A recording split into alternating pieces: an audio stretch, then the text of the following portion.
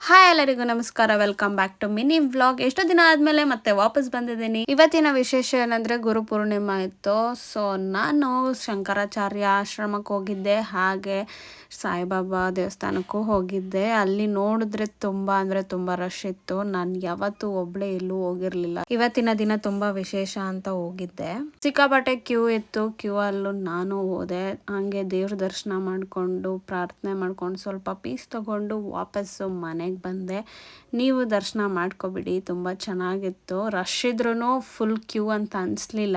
ಸಾಯಿಬಾಬಾ ದರ್ಶನ ಮಾಡಿದ್ರೆ ಏನೋ ಒಂಥರ ನೆಮ್ಮದಿ ಅನಿಸುತ್ತೆ, ಮನಸ್ಸಿಗೆ ತುಂಬ ಹಿತ ಅನಿಸುತ್ತೆ.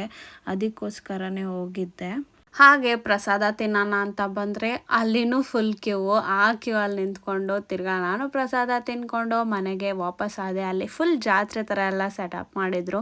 ಅದನ್ನೆಲ್ಲ ನೋಡೋದಕ್ಕೆ ಒಂಥರ ಖುಷಿ ಅನಿಸ್ತು. ಹಾಗೆ ಇವತ್ತು ಪೋಲಾರ್ ಬಿಯರಲ್ಲಿ 150ದು ಆಫರ್ ಇತ್ತು.